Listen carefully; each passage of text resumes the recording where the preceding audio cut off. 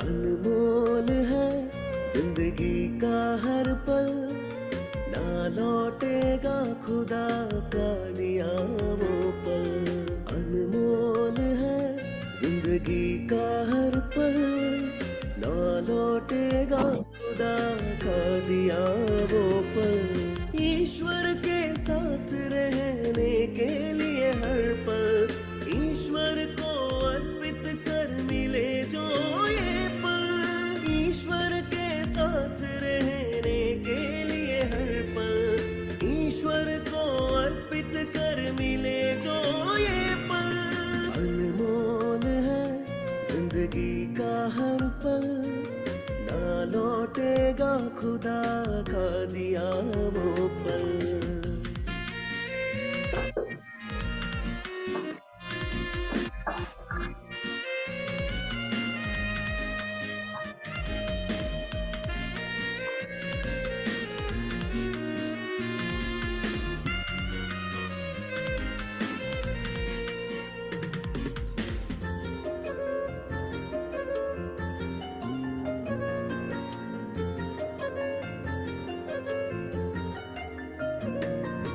गहने और दौलत का चोरी हुआ तो मिल सकता है एक दिन, अपेक्षा से ढूंढे तो। औलाद तेरे कहीं खो गया तो तेरे लिए आ सकता है तुझे ढूंढ के। स्वर्गीय ईश्वर से दिया गया ये पल, स्वर्गीय ईश्वर से दिया गया ये पल। वापस ना होगा बीते हुए वो पल, वापस ना होगा बीते हुए वो पल। अनमोल है जिंदगी का हर पल, ना लौटेगा खुदा का दिया वो पल।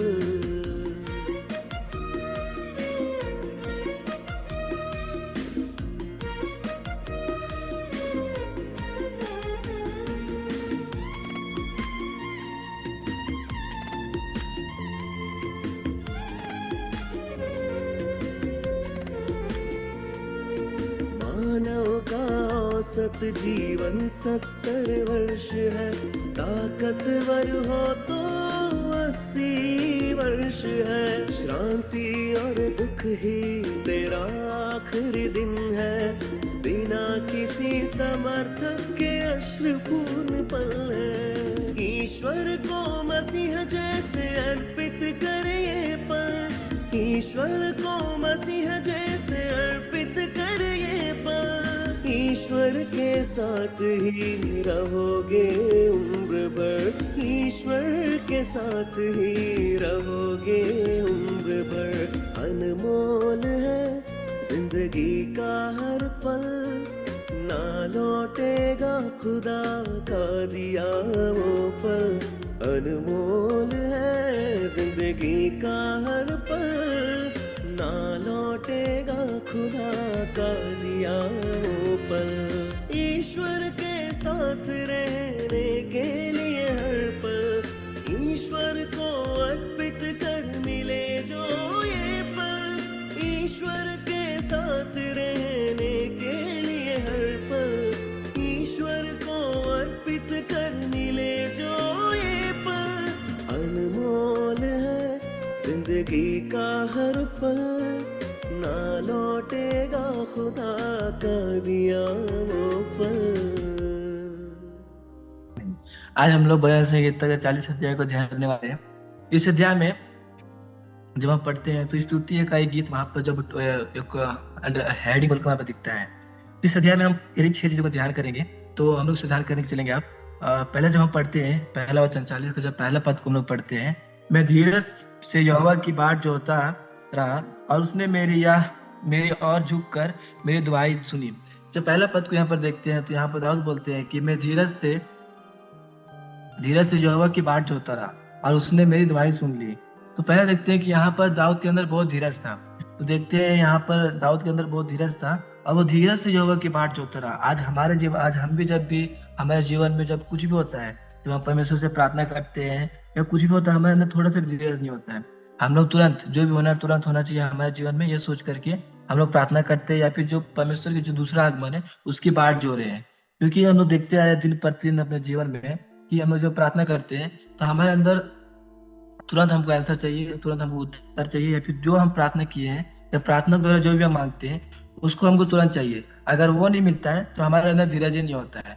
तो बाइबल बाइबल धीरज के बारे में बहुत बड़ा को जिक्र करती है कि हम जब तक मनुष्य के जीवन में धीरज नहीं होता है तब तक वो परमेश्वर को कभी भी देख नहीं सकता। बाइबल इस विषय पर बहुत बातों को बताती है क्योंकि हमारे जीवन में एक धीरज को होना बहुत जरूरी है। अगर हमारे जीवन में धीरज नहीं होता है तब तक हम परमेश्वर की जो दूसरे आगमन है उसकी प्रतीक्षा भी नहीं कर सकते। क्योंकि सब लोग मन में यही उत्पन्न होता है कि अगर परमेश्वर कब आएंगे, अभी हम मर जाएंगे, परमेश्वर कब आएंगे, ये सोच के बहुत सारे लोग अभी तक की मतलब जो पाप में डूबे रहते हैं। अगर उनके अंदर धीरज रहेगा, विश्वास रहेगा तो उन लोग परमेश्वर के दूसरे आगमन को भी दूसरे आगमन के लिए तैयार हो सकती है और फिर उसके अनुसार जीवन को बिता सकती है। और दूसरी बात की जब प्रार्थना करेंगे, प्रार्थना करते हैं, जब मनुष्य अपने जीवन में प्रार्थना करता है तो उसके अंदर भी धीरज थोड़ा सा भी नहीं होता है। वो सोचता है कि मैं कभी प्रार्थना किया हूँ, मेरे जीवन में तो काम तुरंत होना चाहिए। हम लोग बाइबल में बहुत सारे व्यक्तियों के द्वारा देख सकते हैं कि जैसे अब्राहम हो गया, ऐसे बहुत सारे व्यक्ति हैं जिन्हों परमेश्वर से प्रार्थना की, उनके जीवन में इतना धीरज था जो 25 साल 30 साल देखते हैं अब्राहम के जीवन में, तो 75 वर्ष की उम्र में परमेश्वर ने उसे उसके देश से निकाल कर दूसरे देश में ले गया। उसके अंदर इतना धीरज था, 25 साल के बाद परमेश्वर ने उसे एक पुत्र दिया। 25 साल वो इंतजार किया। आज हम लोग के जीवन में 25 मिनट इंतजार करने के लिए नहीं होता है। ये अब्राहम 25 साल इंतजार किया, वो बूढ़ा होने के बावजूद उसके अंदर इतना धीरज था और इतना विश्वास था कि वो 25 साल इंतजार किया और परमेश्वर ने उसे एक पुत्र दिया। तो हमारे जीवन में जब भी हम प्रार्थना करते हैं या दूसरे आगमन के लिए जब भी हम अपने जीवन में धीरज रखते हैं तो हमें अपने जीवन में धीरज होना बहुत जरूरी है। अगर हमारे जीवन में धीरज नहीं होगा तो वहां पर जस्ट हम जैसे पहला पद में पढ़ते हैं, मैं धीरज से यहोवा की बाट जोहता रहा और उसने मेरी और झुककर मेरी दुआएं दी। यहाँ पर दाऊद बता रहा है कि जब हम लोग धीरज से और जब हम लोग विश्वास से और धीरज से परमेश्वर की ओर बाट जोहते रहेंगे या उस पर धीरज विश्वास रखेंगे तभी वो हमारी प्रार्थनाएं या फिर हमें जो चाहिए उस चीजों पर ध्यान देगा। अगर हमारे अंदर धीरज नहीं रहेगा तो हम लोग कभी भी परमेश्वर को जो हम लोग आशीष कभी नहीं पा सकते हैं। आज जब पहला वचन से हम सीख सकते हैं कि हमें धीरज हमें जीवन में होना बहुत जरूरी है और हमें धीरज से परमेश्वर की ओर बाट जोना है और उसकी जो भी प्रार्थना करते हैं उसमें धीरज होना बहुत जरूरी है। और दूसरा, जब हम दूसरा पद से तीसरा पद की ओर पढ़ते हैं तो यहाँ पर इस अध्याय में हम लोग दो प्रकार की प्रार्थना को देख सकते हैं। पहला प्रकार की प्रार्थना वो है दाऊद है वो जो परमेश्वर को धन्यवाद दे रहा है और दूसरा प्रार्थना देख सकते हैं यहाँ पर जो दाऊद के जीवन में जो भी पाप आ गए और दाऊद के विरुद्ध में जो भी लोग खड़े हो गए उसके लिए वो रक्षा के लिए प्रार्थना करते थे। पहला प्रार्थना वो देखते हैं यहाँ पर 2 से 3 पद तक। यहाँ पर दाऊद बोल रहा है, जब हम पढ़ते हैं यहाँ पर तो परमेश्वर यहाँ पर दाऊद किस चीज के बारे में प्रार्थना कर रहा है पता है? हम लोग पढ़ेंगे तो हमें मिलेगा। जब हम लोग 2 और 3 वचन जब पढ़ते हैं तो हमें पढ़ रहा हूँ, आप लोग सुनिएगा। उसने मुझे सत्यनाश के गड्ढे और दलदल के कीच में से उबारा और मुझे को चट्टान पर खड़ा करके मेरे पैरों को दृढ़ किया है। उसने मुझे एक नया गीत सिखाया जो हमारे परमेश्वर की स्तुति का है। बहुत तेरे याद देखकर डरेंगे और यहोवा पर भरोसा रखेंगे। यहाँ पर दाऊद को देख रहे हैं, यहाँ दाऊद परमेश्वर को संसार में दिए हुए वस्तुओं के लिए या फिर गाड़ी के लिए, धन के लिए, दाऊद एक राजा था, उस धन के लिए फिर उस पोजीशन के लिए परमेश्वर को धन्यवाद नहीं बोल रहा है। यहाँ पर दाऊद को जब 2 से 3 पद देखते हैं तो वहां पर जो आत्मिक चीजों के बारे में बात करें, आत्मिक चीजों के विषय पर परमेश्वर को धन्यवाद कर रहे हैं। और जब तीसरा वचन हम देखते हैं तो वहां पर दाऊद बोलता है वो परमेश्वर के गीत सीखा है इसलिए वो धन्यवाद बोल रहा है। तो यहाँ पर देखते हैं कि परमेश्वर, हम लोग आज परमेश्वर के लिए कितना चीज को सीखते हैं ना। हम लोग देखते हैं जूम में डेली दिन प्रतिदिन हम लोग देख रहे हैं, वचन सुन रहे हैं, नया चीज को सीखते आ रहे हैं, मोबाइल के थ्रू सीखते हैं और बहुत सारी चीजों के द्वारा हम लोग दिन प्रतिदिन अपने जीवन में एक नया चीज को सीखते आ रहे हैं।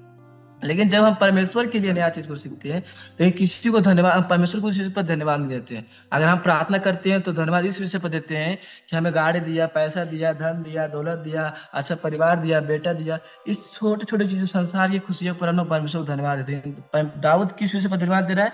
जब हम तीसरे वचन में पढ़ते हैं परमेश्वर के लिए नया गीत को सिखाया। हम लोग परमेश्वर के लिए क्या कुछ नहीं सीखते हैं। इतने लोग हमें परमेश्वर को सिखा रहे हैं, और परमेश्वर के लिए हम लोग दिन प्रतिदिन और अच्छी चीज को और अच्छी चीज से परमेश्वर के लिए हम और अच्छी चीज सीखते जा रहे हैं। लेकिन हम परमेश्वर को उस चीज पर धन्यवाद नहीं देते, हम धन्यवाद देते हैं बस संसार की वस्तुएं पर।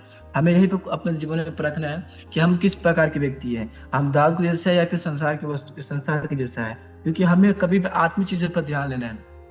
और जब हम तीसरा विषय को देखते हैं, तब चौथा पद में यहाँ पर देखते हैं, क्या ही धन्य है वह पुरुष जो यहोवा पर भरोसा रखता है। यहाँ पर चौथा पद जब देखते हैं तो धन्य कौन व्यक्ति पता है, जो यहोवा पर भरोसा रखता है। आज मनुष्य क्या सोचते हैं पता है, धन्य कौन व्यक्ति है, जिसके पास धन है, दौलत है, जिसके पास मनुष्य है और जिसके पास दुनिया की सारी खुशियां हैं, वो व्यक्ति धन्य है। लेकिन ये बाइबल क्या बता रही है, धन्य वो व्यक्ति है जो यहोवा पर भरोसा रखता है। जब हम इस विषय पर एक और वचन जी यहाँ पर जिक्र मिलता है, जब हम यिर्मयाह 7:12-7 पढ़ते हैं तो वहां पर को हम भाई पढ़ने के लिए मदद करेंगे। धन्य हो पुरुष जो यहोवा पर भरोसा रखता है, जिसने परमेश्वर को अपना आदर माना हो। जब हम यिर्मयाह 7:12-7 पढ़ते हैं वहां भी ये बात को जिक्र किया गया है कि धन्य वह पुरुष जो यहोवा पर भरोसा रखता है और यहोवा का अपना आधार माना हो। यहाँ पर परमेश्वर वचन बता रहे कि धन्य वो व्यक्ति है जो यहोवा पर भरोसा रखता है। हम लोग धन्य व्यक्ति या धन्य व्यक्ति नहीं है, वो हम बात में हमें सीखना है। अगर हम यहोवा पर भरोसा रखते हैं और उसको अपना आधार माने तो हम धन्य व्यक्ति कहलाएंगे। लेकिन अगर हम मनुष्य की संसार की क्या बोलते हैं, संसार की वस्तुओं को मान के संसार की वस्तु में संसारी खुशियां अगर हमें धन्य लगती है, अगर उस पर हम भरोसा रखते हैं तो हम कभी धन्य नहीं कहलाते। क्योंकि बाइबल इस बात को साफ साफ जिक्र कर रही है कि धन्य वो व्यक्ति जो यहोवा पर भरोसा रखता है। और चौथा विषय को हम देखेंगे जब 6 पद में, तो वहां पर मिलता है कि मेल बलि और अन्न बलि से तू प्रसन्न नहीं होता, तूने मेरे कान खोज कर खोले हैं, होम बलि और पाप बलि तू नहीं चाहता। तो यहाँ पर हम देखते हैं कि बाइबल हम वो इसी विषय बहुत सारे लोग हैं जो बाइबल में ऐसे व्यक्ति है जो परमेश्वर को खुश किए हैं। लेकिन परमेश्वर वचन यहाँ पर साफ साफ बता रहे हैं 6 पद में कि परमेश्वर अन्न बलि और मेल बलि से खुश नहीं होता। परमेश्वर क्या से खुश होता है, जब हम पढ़ते हैं मत्ती 3:17, तो वहां पर जब यीशु मसीह दुनिया में आए थे, परमेश्वर उनको क्या देख के बोले थे, उस विषय को हम लोग पढ़ेंगे मत्ती 3:17। तो भाई पढ़ेंगे।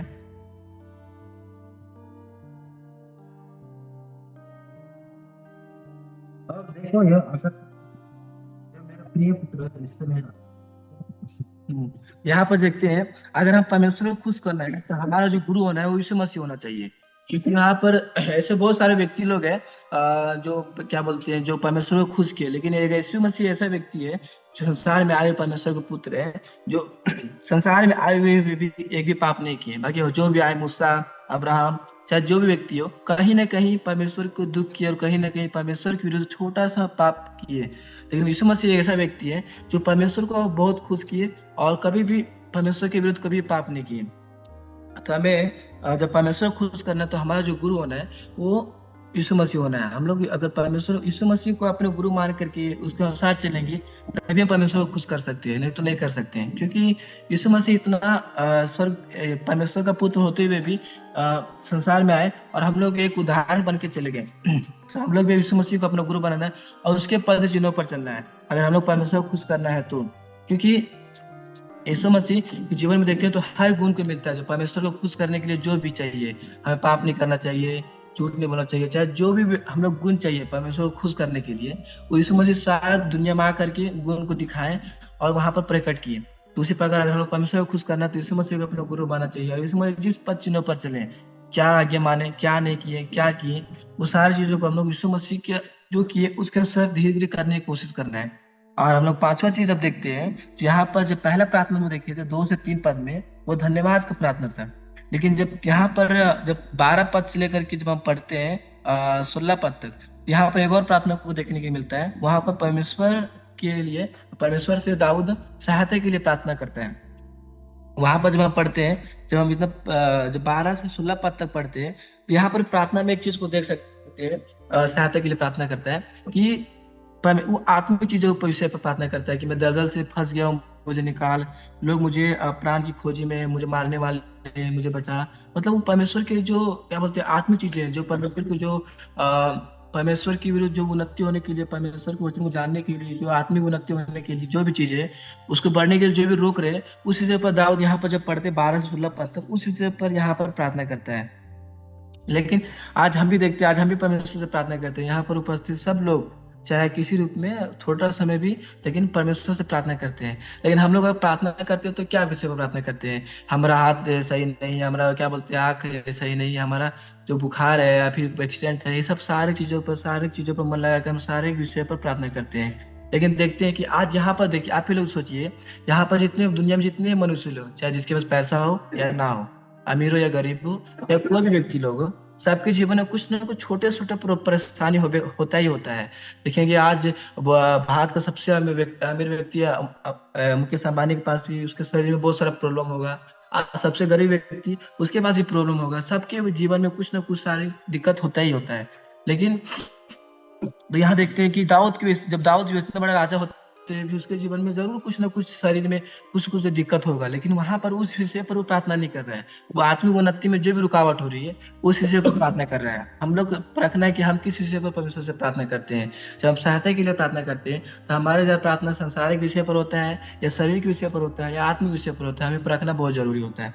और हम जो लास्ट विषय पर ध्यान करेंगे छठा चीज पर, तो वहां पर जब हम 17 पद में पढ़ते हैं तो वहां पर जब हम पढ़ेंगे आप सुनिएगा, मैं तो दीन और दरिद्र हूँ तो भी प्रभु मेरी चिंता करता है। तो यहाँ पर देखते हैं कि जो दाऊद यहाँ पर बोलते हैं 17 पद में, मैं दीन और दरिद्र हूँ तो भी प्रभु मेरी चिंता करता है। तो यहाँ पर बहुत सारे व्यक्तियों के जीवन में किसी के माँ पिता नहीं होंगे और फिर बहुत लोग मतलब अनाथ होंगे या बहुत सारे लोग मतलब बिछड़े हुए लोग होंगे, लेकिन फिर भी परमेश्वर ने हम लोग की चिंता किया, हमें एक स्थान दिया और फिर हमें एक जगह पर खड़ा किया है ताकि एक सही जीवन हम लोग जी सके। फिर भी परमेश्वर हम लोग बहुत सारे लोगों के माँ पिता ने सबको छोड़ दिया होगा। माँ पिता जिंदा रहते हुए ऐसे ऐसे लोग माँ पिता होते हैं जिंदा रहते हुए अपने बेटों लोगों को छोड़ देते हैं और उन्हें छोड़ देते हैं और फिर दूसरे व्यक्ति उन लोगों को संभालते हैं। तो यहाँ पर छठी चीज हम ये सीख सकते हैं कि परमेश्वर हमें कभी भी नहीं छोड़ते हैं। हम माँ पिता भी छोड़ सकते हैं, हमें दुनिया में कोई व्यक्ति भी छोड़ सकते हैं, लेकिन परमेश्वर हमें कभी भी नहीं छोड़ते। तो इस साल जब हम 40वां अध्याय को जब यहाँ पर ध्यान किए तो सारी चीजों में पर हम एक चीज को ध्यान कर सकते हैं कि दाऊद जितनी चीजों पर प्रार्थना किया, चाहे सहायता के लिए प्रार्थना किया, चाहे परमेश्वर को धन्यवाद किया, सब चीजों में देखते हैं तो दाऊद एक चीज को जानता था। वो क्या चीज को जानता था हम लोग आगे पढ़ेंगे। 12 का 7 पद को जहाँ पढ़ते हैं तो वहां पर बताता है कि दाऊद क्या चीज चाहता था जो आत्म चीजों के लिए प्रार्थना किया। 12 का 7। मिट्टी जो मिट्टी में मिल जाएगी और आत्मा परमेश्वर के पास जिसने उसे दिया मिल जाएगी। जब हम 12 का 7 में पढ़ते हैं तो वहां पर परमेश्वर वचन बताते हैं कि मिट्टी जो है तो मिट्टी में मिल जाएगा और जो परमेश्वर का आत्मा है जो परमेश्वर के द्वारा दिया हुआ है वो परमेश्वर के पास चला जाएगा। दाऊद इस बात को जानता था, इसलिए उस शरीर के विषय पर कभी प्रार्थना नहीं किया। पहले उसका जब ध्यान करते हैं यहाँ पर तो हमेशा वो आत्मिक विषय पर प्रार्थना किया, परमेश्वर को आत्मिक चीज में कैसे खुश करना है, आत्मिक चीज में कैसे हम लोग आत्मिक जो है सहायता कैसे प्राप्त करना है, फिर आत्मिक चीजों परमेश्वर जो दिए उसे कैसे खुश करना है। पर दाऊद इस बात को जानता था। तो इसलिए हम लोग कभी भी हमेशा कोशिश करना है कि हम लोग कभी भी आत्मिक चीजों को ज्यादा प्रार्थना करने के लिए कोशिश करना चाहिए, क्योंकि ये शरीर जो करते हुए मिट्टी में मिल जाएगा, लेकिन जो हमारा आत्मा है जो परमेश्वर के द्वारा हमें दिया गया है वो परमेश्वर के पास वापस लौट जाएगा। तो दाऊद हम लोग देखेंगे क्या चीज जो हम लोग हमेशा आत्मिक चीजों पर ध्यान लगाना है और आत्मिक उन्नति के लिए हमेशा प्रार्थना करना है और आत्मिक संकट के लिए। तो हम लोग जहाँ पर खास करके 6 विषयों पर ध्यान किए तो पहला विषय हमें ये पता कि हमें जीवन में धीरज होना बहुत जरूरी है। अगर हमारे जीवन में धीरज नहीं होगा तो परमेश्वर की आशीष हमें नहीं पा सकती है। अगर जब हम धीरज होगा तो परमेश्वर के लिए हम जो भी आशीष है या जो भी स्वर्ग का दूसरा आगमन है परमेश्वर का उस सब चीज को पा सकते हैं। और दूसरा चीज देख सकते हैं कि हमारे प्रार्थना में धन्यवाद की प्रार्थना एक होना बहुत जरूरी है। और धन्यवाद किस चीज से पाना चाहिए? जो परमेश्वर में आत्मिक चीजों में दिए हैं, आत्मिक उन्नति के लिए वचन दिए हैं, हम लोग नया गीत सिखाए या परमेश्वर के लिए नया थोड़ा सा आत्मिक ग्रोथ होने के लिए जो भी हमने परमेश्वर सहायता की उस विषय पर प्रार्थना होना बहुत जरूरी है। और तीसरा चीज हम लोग देखते हैं कि हमें परमेश्वर पर भरोसा रखना चाहिए। जिस प्रकार हम लोग पढ़ते हैं 12 का 7 पद में वहां पर बताते हैं कि परमेश्वर पर भरोसा रखना और अपने जीवन का आधार उसी को बनाना, तो परमेश्वर पर भरोसा रखना चाहिए। ऐसे बहुत सारे व्यक्ति लोग हैं जो परमेश्वर पर भरोसा रखें और अपने जीवन में उसको आधार मान के चलिए तो परमेश्वर ने बहुत सारे आशीष को दिए। आज चौथा चीज यहाँ पर देख सकते हैं कि परमेश्वर को मेल बलि और अन्न बलि से खुश नहीं कर सकते हम लोग। बस क्या चीजें खुश कर सकते हैं? जब हम मत्ती 3 का 7-17 पढ़ते तो वहां बताते हैं कि परमेश्वर जो है यीशु मसीह से वो अत्यंत खुश हुए। तो हम अपना यीशु मसीह को अपना गुरु मानेंगे और उसके पद चिन्हों पर अगर हम चलेंगे तो हम परमेश्वर को खुश कर सकते हैं।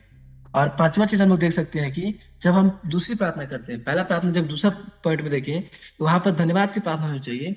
और जब दूसरा प्रार्थना जब पांचवा चीज को देखते हैं तो यहाँ पर देखते हैं, जब भी हम प्रार्थना करते हैं सहायता के लिए, जब भी दुख संकट हमारे जीवन में आता है, तो हमें जो आत्मिक जीवन में जो भी दुख संकट आता है, हम प्रार्थना नहीं कर पाते हैं, शैतान हमारे जीवन में रुकावट डालते हैं, या फिर हम प्रार्थना करने समय में नींद आता है, या फिर कुछ बाधाएं जो हमारे आत्मिक जीवन में आत्मिक उन्नति होने के लिए जो भी हमें जीवन में रुकावट आती है, उस चीजों पर हमें प्रार्थना करना है, हमें सारी चीजों पर ध्यान नहीं देना है। और पांचवा चीज, लास्ट और छठा चीज देखते हैं कि परमेश्वर पर हमें विश्वास, परमेश्वर कभी भी किसी को नहीं छोड़ते हैं। जैसे कि हमारे माँ पिता हमें छोड़ दिए होंगे या फिर दुनिया में हमें धिक्कारे होंगे, लेकिन जब दाऊद यहाँ पर आता है कि मैं दीन और दरिद्र रहा फिर भी यहोवा ने मुझे संभाला, तो हमें परमेश्वर कभी भी नहीं छोड़ते और हमें हमेशा हमारे हाथ पकड़ के हमें छुड़ाने वाला परमेश्वर है। और जब हम बाइबल इस बात को जिक्र करती है कि माँ पिता हमें छोड़ सकते हैं लेकिन परमेश्वर हमें कभी नहीं छोड़ेगा, वो हमें हाथ पकड़ के हमेशा चलाने वाला परमेश्वर है। उस पर हमें परमेश्वर पर भरोसा रखना है, परमेश्वर पर ही हमें पर चलना है। और विश्व सबको आशीष मिले, हमें अच्छी चीजों को अपने ध्यान में ध्यान किए और इसके अनुसार हमें जीवन बिताने के लिए हम लोग कोशिश कीजिए और आगे समय हम उनको देना चाहते हैं।